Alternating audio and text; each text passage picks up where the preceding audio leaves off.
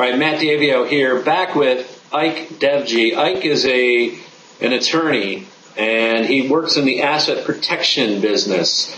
And Ike is based out of Arizona, but he works with clients in all 50 states.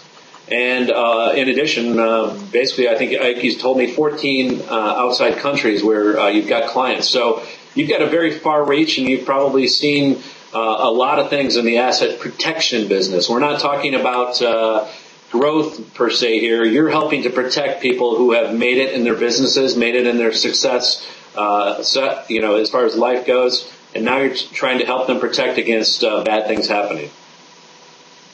That's absolutely correct, Matt. And thanks for having me and sharing some time today. Yeah, thanks for coming on. I appreciate it. So give us a little background. Again, some numbers you told me before we came on. You've got over 3,000 clients. Of those clients, you've got an asset base, just personal assets, not counting your business assets, of somewhere in the $6 billion range. That's a lot of chicken, Ike. And, tell us a little bit about how you got into the business, I guess, and then, if you don't mind, share what exactly do you do to help your clients protect their assets? Sure, Matt. Thank you. I started in the business, I think, like most attorneys, as a litigator. So I came out of law school and worked with a litigation firm and then with a consumer law firm. My personal background and my family background was that I grew up in family businesses that my parents owned, one of which I helped manage by the time I was 16. So I understand what American business owners are going through when they are trying to build a life, build a business, and maintain it in this country. And I've seen the progression of that over many years. As I was engaged in the litigation practice, I began to see the business mechanics behind how the American legal system and lawsuits work. I began to see many of the things that I help teach my clients now. Things like, in many cases, lawsuits are more about collectability than liability. That if we have 4 or 5 people in a pool of potential defendants, the only one that's going to get pursued aggressively is the collectible one. They're going to chase the deep pocket regardless of fault. And we began to see, as I said, the business mechanics behind lawsuits and how they work and how law firms make those decisions. And law firms work like any other big business. Once a week there's a staff meeting. They review opportunities. They review cases. Some of those business opportunities are pursued by the law firm. Some of them are assigned to a senior partner with a great deal of experience and liability. The ones that are less exciting are assigned to a new partner. And the ones that are not exciting at all, meaning there's no money in it, the firm might pass on. That's what led me to work on the asset protection side of the business. And I began to see that there was a need for this kind of planning among a number of what I refer to our clients as the working wealthy of America, people who get up every day, go to work, and do something productive for their family and themselves. And that's really how I got into this. And you also intimated to me that most of your clients, as you said, are private business owners. They're not working for the large, publicly traded outfits. So again, as you said, Ike, these are the people that have amassed wealth, whether it's owning a Subway franchise, a series of Subway franchises that have grown from 1 to 100 or somewhere in between. Or they've just built successful heating and cooling businesses that have, are flying under the radar. You may not know that they're living in your neighborhoods, but have amassed, again, some serious wealth, whether it's $5 million to $500 million. So, again, there are some fascinating stories out there, I'm sure, that you see on the business side. And you again said that 70,000 lawsuits are filed in this country now every day. Yes, the numbers are pretty staggering. In fact, one of my associates, Douglas Lodmell, wrote a book on the subject called The Lawsuit Lottery. And that's kind of what it's become. You and I and those who are listening or watching this have all seen the same ads. In fact, we're all bombarded with them every day. In a wreck, need a check. Let us make a recovery at no risk or cost to you. And our legal system encourages and looks for the deep pocket. And as you said, that deep pocket can be anywhere, and it can come from any cause. So as you said, we protect a really wide array of clients. We do protect a group of several thousand physicians nationally because they have obvious professional liability concerns. But as you said, we protect all types of private business owners, whether they be builders, developers. We have a number of real estate developers we work with nationwide. We have guys who maybe started a successful commercial painting company 20 years or 25 years ago, and they started with 2 old vans and 1 helper, and now they're the largest commercial painting contractor in their city or state. Right. And they're doing revenues of $30 million a year or whatever it is. Now, that guy has 30 years of his life invested in accumulating a business, some assets, a home, maybe some investment assets that he would return to a guy like you for some advice in helping to control. We work with people who work hard and are good at making money. Mm-hmm. Our job is to make sure that they keep it, and the best way to do that is proactively before the problem occurs. What I try and teach is that asset protection is best analogized as net worth insurance, and I cannot stress that point strongly enough. Just like with insurance, you can't insure your home after the fire against the fire. Right. You can't insure your vehicle after you've totaled it, and you can't take the best steps to protect a lifetime of work after the lawsuit's already started. Yeah, just like a trader can't put on a hedge after the market has fallen 5%. You've already missed the opportunity. So what kinds of things do you find are myths out there when people, like you said, they've been in the painting business for 30 years? Why is somebody going to sue me? You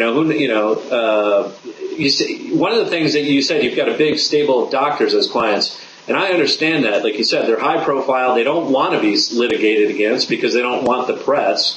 So, these lawyers run around and jump on any case and try to sue them because they can get that money, as you said, from the insurance. And if they don't have the insurance coverage, they can go after their personal wealth. So that's easy pickings. What kind of things do you think need to happen for this to change? I mean, it's bad. It's bad in our country. It is bad. And one of the ways that we're affecting change is by doing some planning proactively. Number one, we take measures and we put firewalls in place that removes the economic incentive to pursue the people that we protect in the first place. And as I said, if these things are collection-driven or collectability-driven, and we have created someone who has their assets organized under the law in the right structures that are legal, tax-neutral, that are not going to create additional problems with the IRS that many amateurs create when they work in the asset protection arena, then we can do some good work. So, tell me a little bit about the common problems that you see when you start with a new client. Let's start there. If like you said, sure. I said to you before we came on, I'm probably not in the category of wealth by any means that your client base is in. But you said, hey, now is the time to start thinking about that maybe before you acquire your wealth. So if someone was sitting down and they're making $100,000 a year, but they've been doing it successfully, stocking their money away, made some good investments, private, public, whatever, and they're starting to accumulate. They got $1 million. They say, hey, maybe I should call this Ike. What are you going to tell them? What do you sit down Sure. and discern from that first meeting or two? Sure. Well, there are a couple of things we do. The first thing that I do, is, at least as part of my process as an asset protection attorney, is that I walk through the client's life with them. It's part of my job to understand what their liability picture looks like and what assets they have that would be attractive and would be available in the event of a lawsuit. So I ask questions like, how is your business organized? What is the corporate form? How many people work for you? How do you handle employee lawsuit exposure issues? Do you have proper employee handbooks in place that will help limit that exposure? How old are they? When were they drafted? What are the limits of the liability coverage insurance that you have? Are they adequate for your net worth and for the assets that you have? How much equity is in your home? and how much of that equity does your particular state protect for you? So, and so we're talking in that specific example about something like homestead. Mm-hmm. So, for instance, in Arizona, where I am, a married couple has $150,000 in homestead protection, which means that's the amount of equity the state preserves for them by law if they're willing to go as far as bankruptcy. Other states, it's $5,000 or $10,000, and in some states like Florida and Texas and a couple other places, it's virtually unlimited. Now, we have to understand all of those things, working with people all over the country. We put all that sort of together. We look at that risk picture. We see what that person has to lose in the worst case scenario today, and then we put in every firewall possible. Right. In some cases, something as simple as an LLC and a limited partnership to hold title to their investments. In other cases, it might involve international planning that would include an offshore trust and offshore bank accounts to permanently securitize a portion of the wealth they have today. It really depends on how much risk that person has, how much net worth that person has, and how that net worth is distributed. So if we take two guys who are worth, let's just to use the number you pulled out of the air earlier, $5 million. If one guy has $2.5 million in the bank and $2.5 million in home equity, his assets are pretty cleanly divided between those two things. Whereas the other person with the same dollar net worth might have 10% of it in home equity and the balance in real estate investments and an investment portfolio handled by a couple of different good investment advisors. He might have an interest in 2 or 3 different businesses. That person's planning is going to look substantially different. We teach all of our clients a couple of mantras that we make them repeat over and over through our process and through our relationship. One of those is own nothing, control everything. And I teach clients that you don't have to have your name and on everything you own and use and enjoy. You don't have to have title in your personal name to use and enjoy that asset or that wealth. You can distance yourself from it, but retain some control. So that's one of the important things. So let go of that ego and create some entities that, as you said, and allow you to enjoy the rewards, but again, push off that risk through the various vehicles. That's 100% correct. Another common myth that we run into is the one that you brought up, where you said, and you brought it up and said, well, I'm not sure that I'm wealthy enough personally to implement this kind of planning. And as I said, I teach on this subject all over the country, including teaching CLE for other attorneys. And one of the things I scold attorneys, CPAs, and financial advisors in particular about is I warn them to stop perpetuating the myth, especially among hardworking people who are on their way to accumulating significant wealth. I tell them to stop perpetuating the myth to their clients that they don't have enough wealth to do some planning or to be aware of these issues. And in fact, as I said, I've written an article that's out there on the web called Asset Protection for the Middle Class that talks about things that what we would call working people, middle class and up, successful Americans can do to protect their wealth and make sure that along the way they're able to ratchet in and never take a step back and keep building up that way. Mm-hmm. Many people would say that many uninformed advisors tell their clients that they should have a net worth of $5 or $10 million or more to think about doing protective planning or looking at what their exposures really look like in a serious way with professional help. Nothing could be farther from the truth. Obviously, somebody who's got a 5 or 10 or 50 or $100 million net worth, like many of our clients have, has obvious exposures and concerns. Even if they didn't have professional liability, they have what I refer to as walking around rich liability. That might be like with some of the professional athletes that we work with. They're rich, they're famous, you know who they are, they drive flashy cars. When they pull up somewhere, people turn and look. And not only do people know that they have money, they know in some cases to the dollar how much money that person is making because all they had to do was turn on SportsCenter. Right. So you know exactly what, that this 28-year-old kid just got a $30 million 5-year deal. That's a little frightening for me as we protect some of those people and when we have to distance them. Yeah. Now, a guy who's got a $5 or $10 million net worth can take a large lawsuit hit and they will complain about it and literally until the day that they die. They will never forget that. They'll never get over it. But the good news is their kids are going to stay in college. They're going to retire the way they wanted to. They're going to keep their home. They're going to do most of the things they wanted to do in their life with their wealth. Right. Now, if we're talking about the average working, successful American, that person who's worth $1 million or $2 million or even less can be wiped out by a single lawsuit. They can be wiped out by a car accident with a fatality. They can, if they own a small business and somebody brings a bogus sexual harassment lawsuit against them. We talked about the average verdict there is $530,000. And employees win employee lawsuits about 75% of the time. And they're suing more often, winning more often, and winning proportionately larger and larger judgments. And I think part of the reason is pretty simple to understand. At this time in our economy, when you go into a jury pool, are those people employees or business owners, and where is their sympathy going to be? If you are the wealthy business owner who's in front of a jury of people who are like the person suing you, regardless of the facts and the truth, you're up against, it's a tough fight that you're in for. Right. So this is, again, this is sobering talk, and I'll this is very analogous to, the trading business. I always tell new traders or people that are interested, hey, I want to, try to drive some extra income from trading. And they always say, well, how much do you think you're going to make on this trade or this idea? And my answer, Ike, is how much are you willing to lose?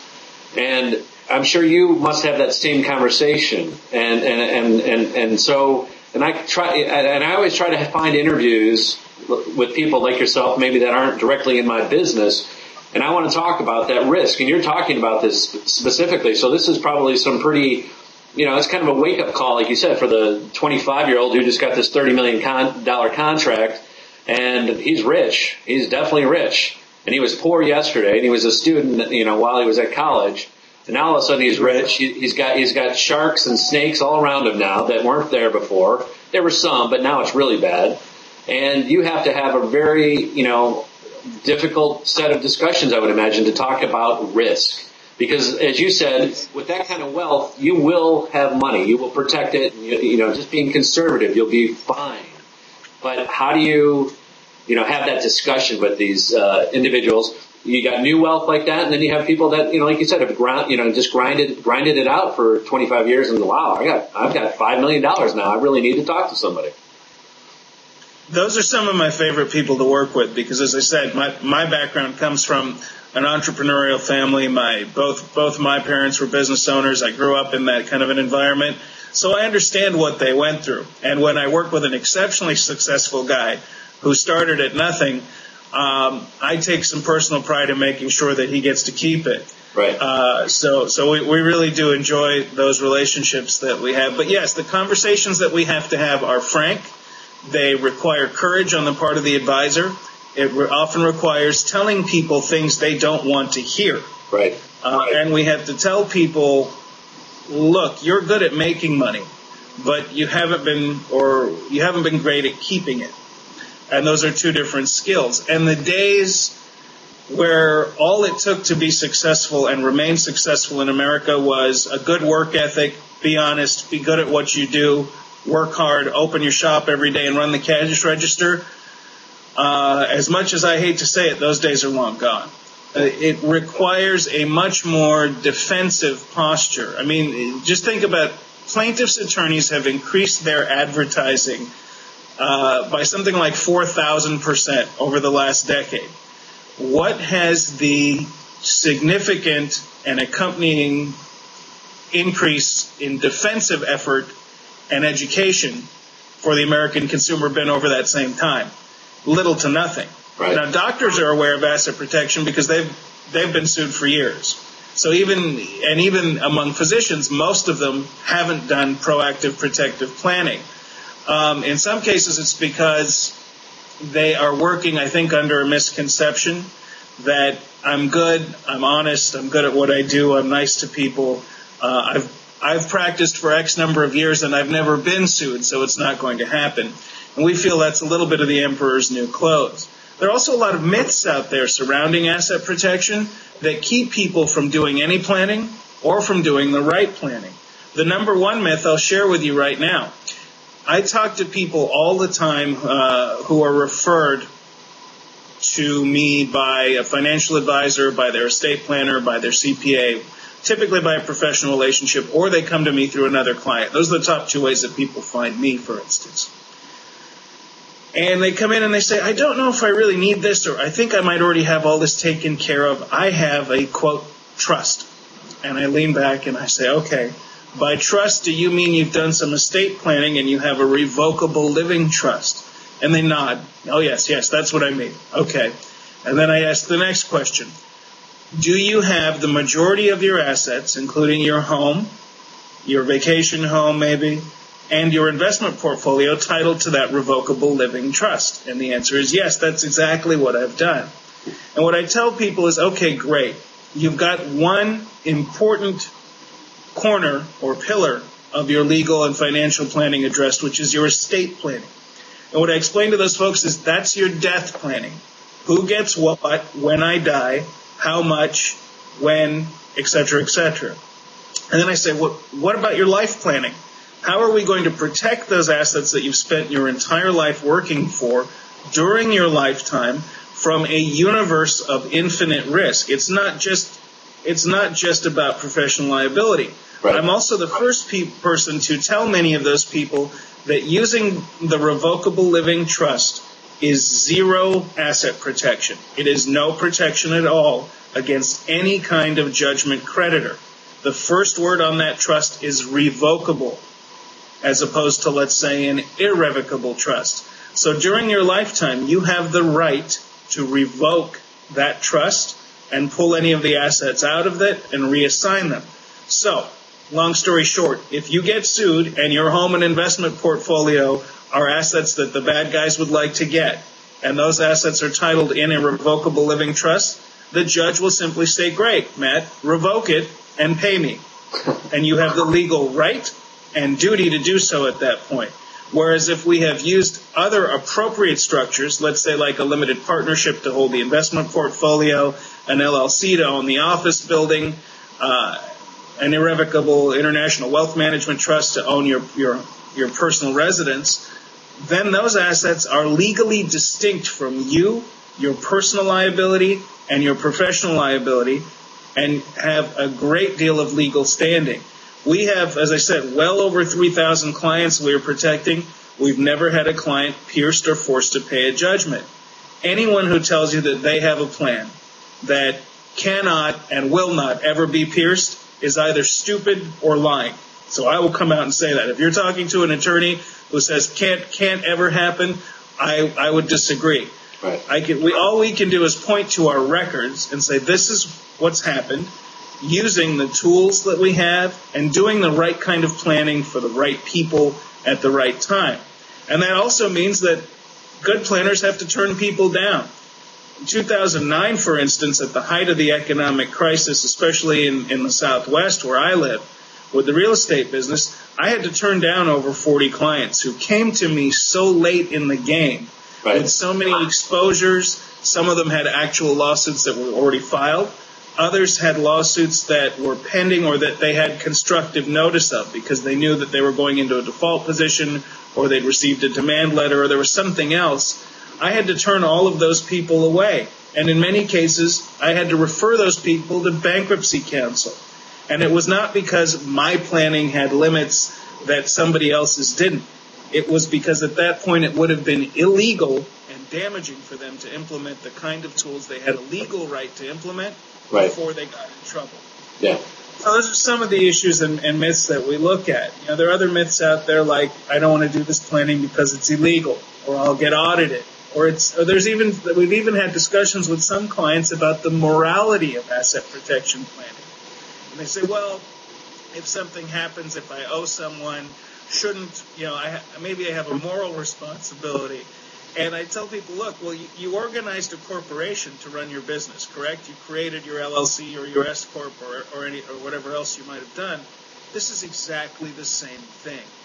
It's exactly the same thing. If you have a legal right to segregate and firewall your liabilities, and let's use the full extent of the law that all Americans have access to in a safe and predictable way.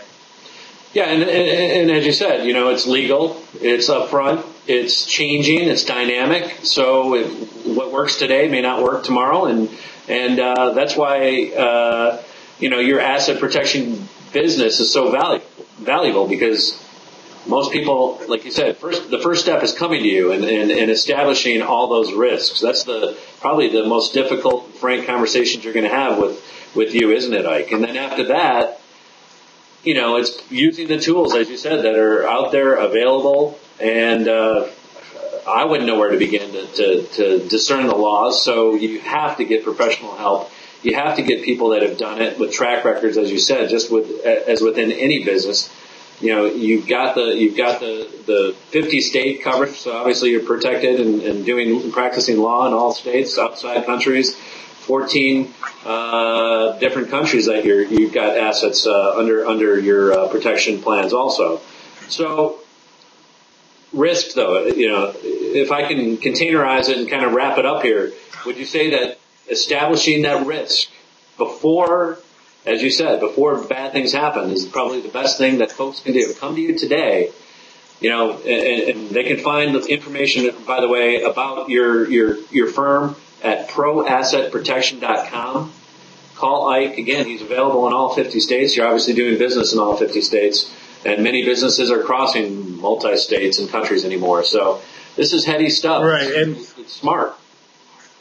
Well, thank you, Matt. And yes, we do have people reach out to us from all over the country, and typically, as I said, it comes through a professional referral, or perhaps they've read a piece that I've written in Worth Magazine or to Advisor Today or Physician's Practice Journal, or one of those things that where they're looking for at least some starting point. So we're happy to be of help to people and walk them through that process. And I would also maybe, Matt, because you brought up the subject of risk, do we have a minute to maybe talk about a couple of specific examples of things that happen? Absolutely, that'd be great.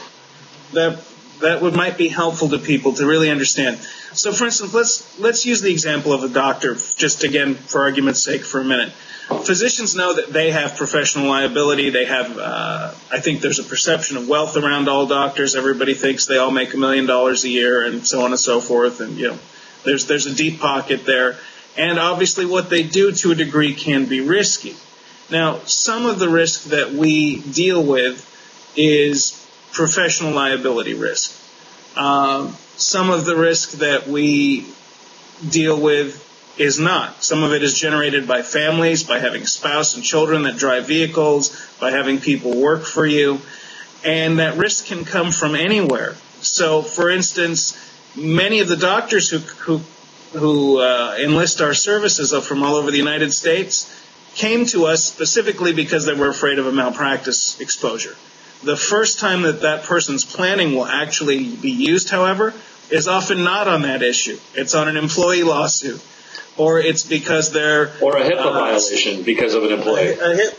A HIPAA violation because of an employee is a huge thing. In fact, it could be, we had a client in the southeastern U.S. who had a disgruntled employee file a false Medicare whistleblower complaint against a medical practice because she was fired. Now, she was fired because she was rude to patients. She was always late.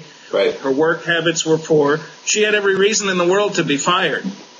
On her way out, she turned to the office when storming out the door and said, "You're going to regret this, and you haven't seen the last of me." She followed that up by filing a false Medicaid whistleblower complaint that brought this guy's medical practice to a grinding halt. They literally came in and with the sheriff's department and took the computers and files out of his office with an office full of patients. 3 years and hundreds of thousands of dollars in legal fees later, he was exonerated. And Medicare basically said, "Sorry, have a nice day." Now, that's one of many examples. I've got another example where I had a client who's a successful dental professional in the eastern U.S. he has a series of brownstone rental properties. And in one case, he had a sump pump go out in the basement of one of those properties. He did what you or I would have done, Matt. He opened the phone book, he flipped through till he found a plumber, and he found one that said, Luigi Brothers, licensed, bonded, insured, 25 years experience. And he said to himself, great, this is the guy. The guy came to the home, changed the pump, did a beautiful job, and on the way out of the home, slipped on the bottom of 3 steps from the landing to the sidewalk, hit his head, and died the next morning of a brain aneurysm. He was not licensed, not bonded, and not insured, contrary to his ad in the phone book. Now, I'm in this business as a professional warrior, if you will. Do you think that when I call a guy to fix my toilet, I have the time, like any other working American doesn't, to call the registrar of contractors, check his bond, and make sure his insurance is actually in place? Right. So these are the kinds of little exposures that happen every day. We had another case in Northern California. I have a client who's a successful business owner, and he bought his daughter a nice SUV for her 16th birthday. He wanted her to have something safe. Now, this young lady's on her way home from school at about 3:30 on a clear, sunny afternoon. This isn't the story of the drunk, high teenager speeding home from the prom and, wrapping a Corvette around a telephone pole. This is a 16-year-old female honor student. Right. At 3:30 in the afternoon, driving home, and a guy in a little hatchback decides to turn in front of her. She had right of way. She was on a major street. He made basically an illegal left turn in front of her and got hit. Now, this, as you can imagine, she won that fight. Big SUV versus small hatchback. This poor gentleman was severely injured. He was in a coma, and before he was out of the coma, had accumulated more than $500,000 in medical bills. By the time he came out of the coma, his family had retained counsel and had put forward a claim in excess of $3 million with over 8 elements in the claim. Pain and suffering, medical bills, loss of consortium, that goes on and on and on. Here's the kicker.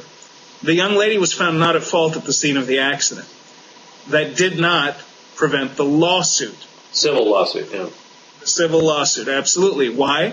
Because her daddy is rich by conventional standards. He's a successful guy. The wealth that he had was to some degree visible. And because they were willing to take a shot. What happened was, because we had fortunately protected this family several years in advance of this exposure, and had their home and their investment assets and their business equipment and all these other things locked down, there was nothing available but the insurance policy. And that's why that insurance policy was there. It was there to exactly handle these kinds of things. Accidents happen. Mistakes are made. In those cases, the aggrieved party should be compensated. And they should be compensated to a level that's reasonable. And that's what the insurance is there for. And in this case, thank God, it worked. But this guy didn't come to us to be protected because he was worried about his teenage daughter. Right. He came to us to be protected because he was worried about what might happen in his business. Right. And this just happened to overlap and fortunately carry over. I'm curious with, you're talking about insurance policies here, and I'm just wondering, has it been more difficult for those policies to be paid in a situation like that, even though you had made the coverage and done everything you could to protect and it worked out? I mean, do you find insurance companies don't want to make those claims, pay those claims now? Well, that brings us to a really important point, and perhaps this is another key point that I always talk about.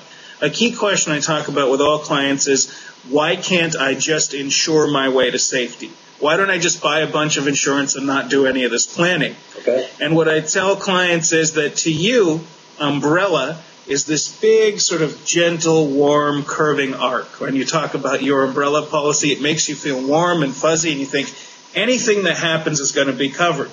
To the insurance company, umbrella typically means specific events covered in the base policy to specific increased limits under specific conditions with specific exclusions. That's very different from everything that we talk about in general terms. Right. And I tell my clients it is naive for you as an experienced business person to expect that you can write 1 check or 2 checks a year and be protected against a universe of infinite risk and anything that could happen to an unlimited exposure.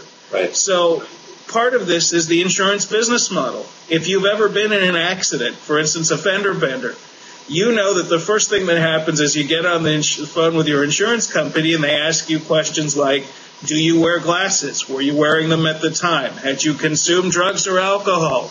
You know, the first thing your own insurance company tries to do is look for reasons to exclude you. Right. And that's part of the business model. The business model is a fairly simple one. It's premiums received less claims paid equals shareholder profit. Right. They are in the business of not paying claims. They are not in the business of paying claims. Exactly. Now that being said, my advice on insurance, on liability insurance, especially to my clients, is buy every damn dollar of insurance you can afford, assume it won't work, and have a backup plan. If for no other reason, I love to see nice liability policies backed by good, solid, reputable carriers to catch the bullet on the legal fees, if nothing else. Right. Remember that the average frivolous lawsuit in this country at this point, Matt, generates $91,000 in legal fees to defend. Now, that is $91,000 to defend something that shouldn't have happened in the first place. And if you're fortunate enough to settle it out, you get to write a settlement check on top of the cost of the defense. Now, for my clients, I would rather have the insurance company at least be the first responsible party for those issues. And so if, even if the judgment itself is still a question, let's at least make sure that we have the funds available and the financial backing to get the best defense possible on any possible issue.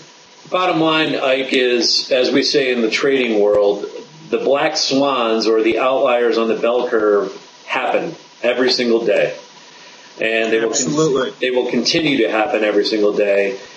And as you said, even having rock solid protection is no protection at times.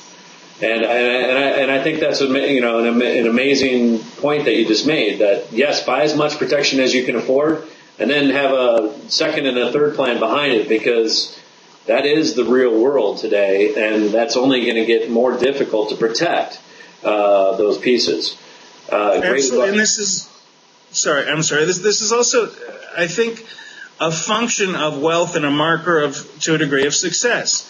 When we are 22, maybe we live in a, mediocre apartment, we have an old car, and we do TurboTax. Mm-hmm. When you're 42, you've got an estate planner, an asset protection attorney, a CPA, and a number of other people on your team to help you preserve your wealth and your business and protect your family. Mm-hmm. And it's just like your home. I mean, at a certain point, your home needs a burglar alarm and a guard dog and so on and so forth. So it really depends on what's inside it, how valuable it is, and how difficult or impossible it might be to replace it. I think that, your timing in having someone like me on is impeccable as well, especially since we're at a point in America and in the American economy where so many people have had losses or downturns in their businesses, in the amount of wealth that they're generating, in maybe stalled or negative momentum in their investment portfolios where they've lost. We saw people lose half their life's work over the last few years just in their investment portfolio.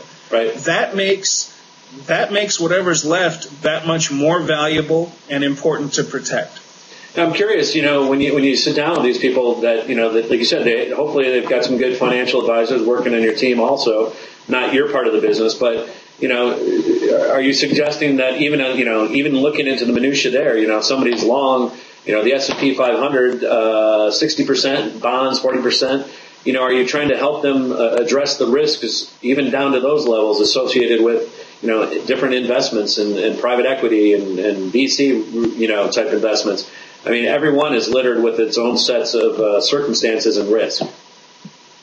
Absolutely. I mean, and part of our process, at least my process in doing this, is I ask clients, do you have a good CPA? Number one.